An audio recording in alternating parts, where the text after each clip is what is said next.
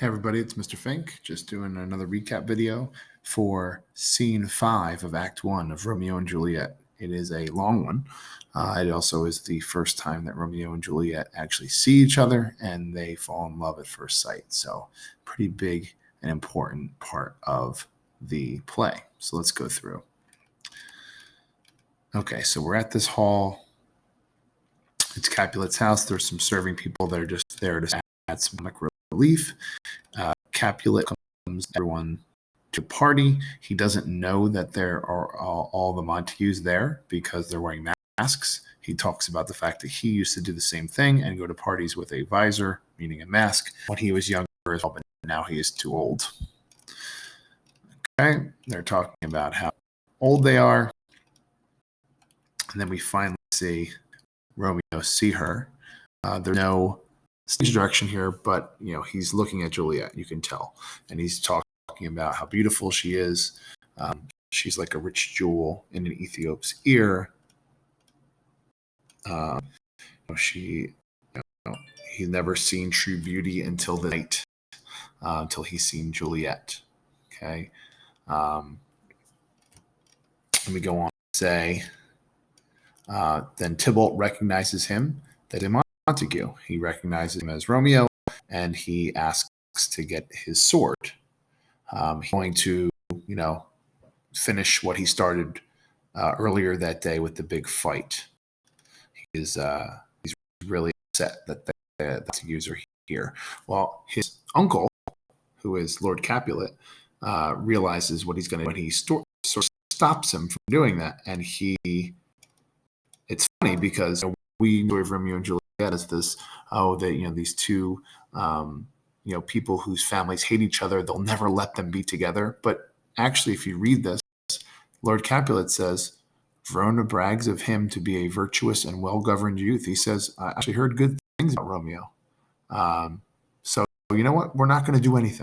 Okay, shouldn't be, but let them go. And Tybalt kind of says, well, I'm not going to listen to you. I'm going to start this fight. And Capulet basically mocks him and says, great one-liners here, like he calls him a cock-a-hoop, whatever that is. He's a saucy boy. Okay. And he said, no, you are not to start this fight. And Tim says, okay, I will withdraw for now. So I'm going to hold back for now, but just know that, it's going to happen sooner or later. Romeo is talking to Juliet. They're trading lines back and forth about their hands going together like Palmer, which is like someone who's praying. Okay, he kisses her for the first time. They kiss again, and the nurse sees this happening, and she says, "Your mother craves a word with you." Yes, her mother wants her to be introduced to Paris. That was pretty much the whole point of this party. So she hasn't been hanging out with Paris. And she's been hanging out with Romeo, among other people. Romeo is trying to figure out who she is. Okay. He says her mother's the lady of the house. Well, he knows now she is Capulet because he's in a Capulet house, and he knows that she's not a Capulet. And then we have a very famous line, my life is my foe's debt. Okay. And